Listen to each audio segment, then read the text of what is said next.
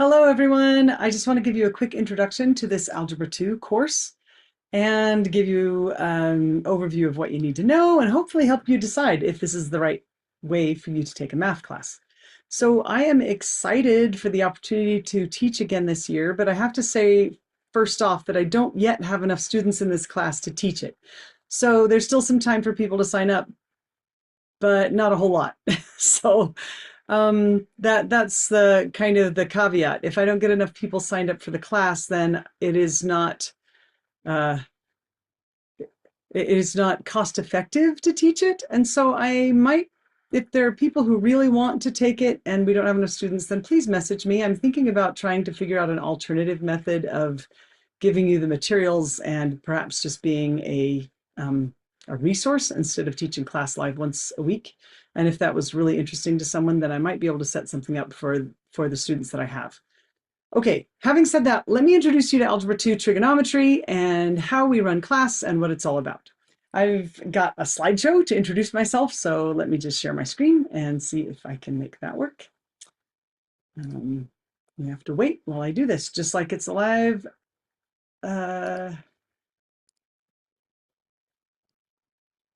webinar. Sorry, I can't talk and click at the same time. Can you tell? Okay, here we go. So I hope that this is recording the right screen, but I think it might not be. Let's see. So if you are only getting a screen, I guess I'll find out later. Hopefully you're seeing the whole screen, but if not, look on the left of the screen you're seeing. Okay, so Algebra 2 trigonometry is a combination course. Algebra 2 is just a continuation of the algebra that you have learned up until this point. Trigonometry, you've probably had a little bit of a touch of trigonometry in your other classes or maybe in a geometry class, but we're going to dig in more deeply here. Now, this is not quite pre-calculus. If you're going to get prepped for a calculus class, it would actually be better to take even a pre-calculus class after this, which would get even deeper into both the trig and the algebra 2 and give you sort of the limits part of the math that preps you for calculus. That's just to let you know how much is in this class. So about me, I am an engineer by education, and that was what I did when I first was graduated and married. My husband and I were both aerospace engineers together in California, which was super fun. I got to work on big DSP satellites, which were Air Force satellites that were reconnaissance stuff. So these were huge, like multi-story tall, gigantic satellites that I got to work on. So I did mostly propulsion systems engineering, and I got to support some satellite launches, which was really fun. So anyway, that's the engineering part of the basis of what I did. Now, after raising my kids, I decided to go back to work and I got a master's degree in instructional technology because I wanted to be able to have a better knowledge of how we learn so that if I taught a class like this one, I could do a better job of doing the teaching because I love the technical stuff, but I didn't know the teaching stuff. So it turns out I really love the whole education side and everything I learned in those classes as well. I also love to read. I love fiber arts. I love to hike. And I love to sing, which is something that I do a lot in choirs. And I have 4 children. This is a picture of my family right here. Okay, what we want in this class is to learn math in real life. I really want the math not just to be an esoteric exercise that you learn and say, why did I have to learn that? Or maybe you love math like I did, and you're like, cool, that was a fun problem solving exercise. But I actually want you to take that problem solving and say, okay, here's real life. Where can I use this? When can I use this? And if you have a real problem ahead of you or in front of you, you can actually write it down, figure out the problem, and get an answer. So I want the math to be applicable. And so we do make an effort through this whole course to say, this is where you would use this principle. This is the kind of problem that it might be that it might be useful to solve. And maybe some of those are engineering, but some of those are like building a shelf, and it's something you might do every day. So I just wanted you to know that. So not just the theoretical math. Also, I want you to know that practicing problems, math problems traditionally in any course, you'll just end up with a list of problems after you learn the concept. And that's actually really important. It's the practice that gets it deep into your mind and into your, like, the muscle memory of your brain, if you take my meaning. So it gets it so that it's instinctive, so that you're like, oh yeah, I know how to do this. I just do this stuff all the time. And then we encounter problems in math. We give you problems that are set up this way or set up that way, or maybe here's this other permutation or that other permutation. That's where math becomes puzzle solving. And you have this puzzle and you've got to figure it out and you've got to try this one thing and try that other thing. That kind of exercise is really good for the brain. So even outside of math being useful for your life, the type of stuff you do in a math class like this trains your brain for logic, for steps, for problem solving, and for doing puzzles. And all of that is really good for you. So I just want you to know that math is worthwhile in all of those ways. Okay, so what will you need for this class? You don't need a whole lot of extra resources besides the technology that hopefully you have, or you wouldn't even be watching this video. So you need a computer or possibly a tablet that can access the internet. So you need a good internet connection, at least periodically. And you need a big enough screen really to comprehend the videos. So if you're trying to watch like the instructional videos on a phone, I think you won't be able to truly see what's being drawn and written and you won't really get it. So I think you need a bigger screen.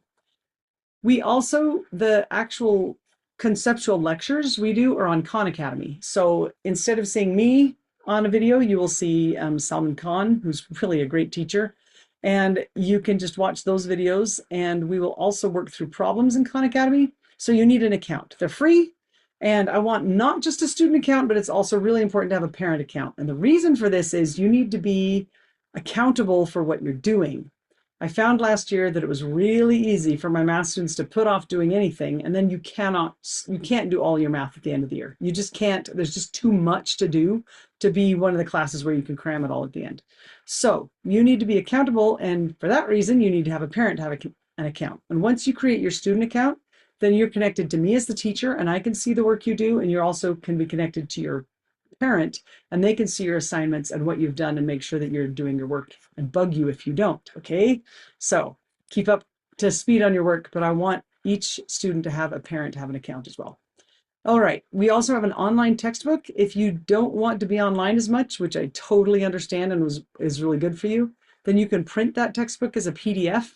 However, it's an interactive textbook, and so you can read the main stuff, but if you do it online, there are also little practice things you can do. But most importantly, there are practice sets. I mean, like as you're reading the lecture, it'll have you try something, but then you'll click in the corner and it'll take you to a practice set and you'll have a practice set of problems. And I'm going to have you solve some of those throughout the year as well. Khan Academy doesn't have a great large number of practice problems. They have enough to sort of test a concept, but really it's not enough to get you really good at it. So really what I want you to do is I will either print worksheets or you'll be doing those practice problems on the live online textbook. I want you to write those problems down and do them on paper. It's really important in math that you not just learn how to solve the problem, but that you learn how to communicate that problem. You can't solve an engineering thing in your head and have anyone trust you. You have to be able to write it down. And so you're learning a language in math. And this is the language that's used for engineering and science and a whole lot of other things. And you have to be able to write down tidily the math that you do, okay? So we will have those practices. They might be presented online, but you're going to be working the problems on paper. So you need paper, pencil, and eraser because, wow, we have to erase in math all the time, unless you're perfect, which I'm not. All right, you'll need a scientific calculator. Now you can use an online calculator, and we will definitely use some online tools like GeoGebra or Desmos. You can choose whichever one you want. These are great tools online that are basically graphing calculators, and they can do all kinds of graphing stuff that a graphing calculator doesn't do very well, actually. So we'll want to use this online tool.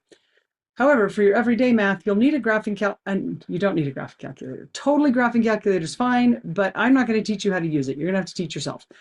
But just a plain old scientific calculator that at least has the trigonometric functions on them. So you need to have sine, cosine, tangent, squared, square root, that kind of thing on your calculator. You need one that's that good. Okay, then you have to bring some curiosity. If you don't decide that you're like, I wonder why, or how am I going to solve this problem? If you don't bring any of that to this, or why is this even useful to me? I'm not mad if someone asks the question about why they need to know this, because I want you to be thinking about why you need to know this. And I want you to try and solve that or figure that out. And then you need some self-discipline. Doing any online class requires you to put in more work than you would have to. I don't mean more work like more time in the day work, but more personal mental work to get yourself to do it. If you're sitting in a classroom in a public school, the teacher will tell you to do the thing and you'll probably do the thing just because.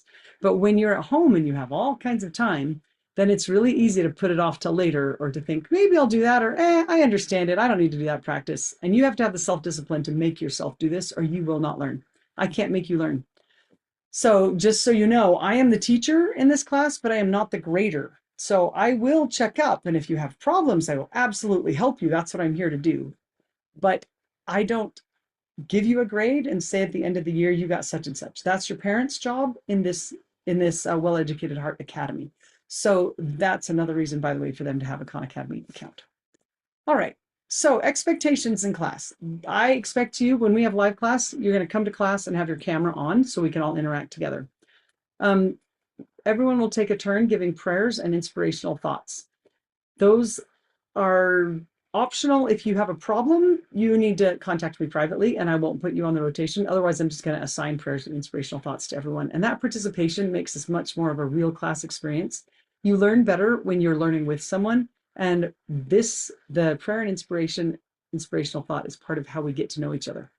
And those inspirational thoughts, they can be math related. They can be something related to what you did that week, but they totally don't have to be. If you're doing the Well-Educated Heart progression, you're studying different things every month, you might have some great thing you learned that month. And it might be history. It might be about a country. It might be something you learned in some completely different place that really inspired you that week. So teach it to us. Let us all learn something together and let's get excited about learning and about beauty. There is so much beauty in the world, whether that's in art or in science, and we can share that all with each other. All right. Then I expect you to read whatever is in the reading for the week. You will watch the videos and do practice sets. You have to do those weekly or you just won't progress. I expect you to take notes. You might think, oh, I don't need to take notes. This is math. Notes will help you. You will review what you learn when you write it down. So taking notes is a learning process for yourself. All right.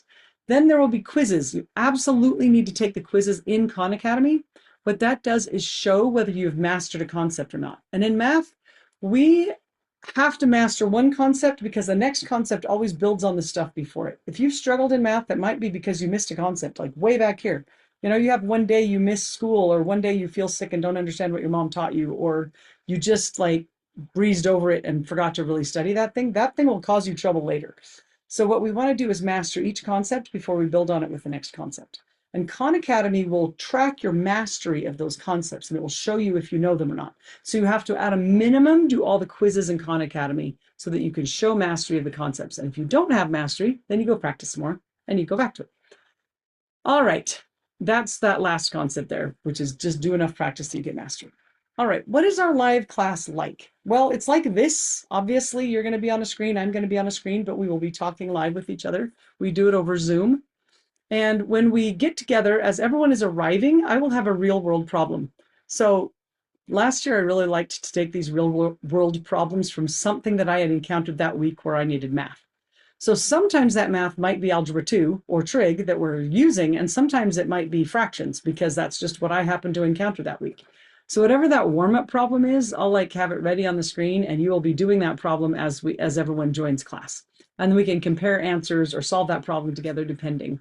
And that's just kind of fun. And I would absolutely love it if you as students encounter something in your life where you have to use math, then you bring that real life problem or you submit it to me. And that could be our problem for the next week, this real life problem that someone encountered.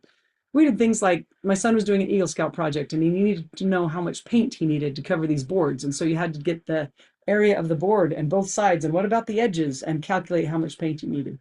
So, you know, things like that. Or my daughter's wedding, we were calculating how many cupcakes and they had to come in certain units of cupcakes because you couldn't just get 369, you had to get units of 16. And so you had to decide how many flats of cupcakes. How do you write that equation up? So that was the kind of things we did. Okay, after that real life problem, then we'll have our official start. We'll have a prayer and a devotional that I told you about. Then any problems you had on your homework that week, you can bring up. So you'll say, I didn't know how to solve problem number whatever, or how do you do such and such? And we'll work some problems together in class. Then we'll present any new material, or, you know, if there's a concept question, we'll go over that concept again. Then I will present the new concepts that we're going to do the next week. That is not a full lecture explaining every math concept of the week, because we only meet once a week. That's not enough for me to teach you everything. So I'll just give you an introduction and maybe some basics that I really think you need to focus on. And then you will learn the rest through your videos through the week on Khan Academy. And then at the end of class, if there's time, we do a few practice problems to get you going for that week. And that's it. That's what our math class will be like. So let me share also really quick, hoping that this video is capturing my shared screen. Well, now it's just black and I can't, hopefully you can see. Okay, there we go. If this is capturing the shared screen still. Sorry, my computer gets really slow when I have too much going on, which I do right now. So the Well-Educated Heart Academy is on Mighty Networks. And so your class will look somewhat like this. You will have, it'll say the name of the class at the top, and then you have materials for your class that in a vertical scroll like this. And so for a given week, you might click on the first lesson. And in this case, it's just an intro week that's telling you, you know, how we'll use videos and what the textbook is. And it's just super slow to open because I'm sharing my screen. Sorry about that. But it's better when I'm actually not recording at the same time. So we will be, you know, this would be the lesson, and you would go through a lesson, and then at the end, you would say completed. I'm the teacher, so it doesn't look the same. But you'll click a button here that says complete, and so you can mark your completion through the course, and then you can go next and go to the next lesson. So that's sort of how your materials look for this course. And I was going to show you the online textbook. Let's see. I've got too many things open at once. Sorry. I thought I had it already. There we go. CK12 is a nonprofit organization that publishes textbooks, and I have really come to like their work. So there will be a link in the course, and it will take you here, and then you would go to your textbook and you'll say, for example, polynomials, and you'll open that up. Sorry, I have to click a lot of buttons, but you won't have to do that every time. Anyway, as you go to your textbook, now you can see that there's like pictures and you'll read through, and there's some like interactive stuff that isn't loading right now because it's just taking a while. And once you've done the whole page lesson, then you'll click on view practice and it will give you some practice problems. And so you can do it this way, or you can do it on the PDF. You can download and read on a reader, or even print and have a printed copy if you'd rather read that way. So, okay. That's it. I don't have anybody here live to ask me questions, so hopefully I haven't forgotten anything. Let's see. Class is on Tuesdays at 11 is the live class, and homework is supposed to be finished by Saturday. That gives you a weekend to enjoy and relax, and then we get back together the next Tuesday. All right. Thank you so much. Hope to see more of you sign up so that we can have class this year. Thanks.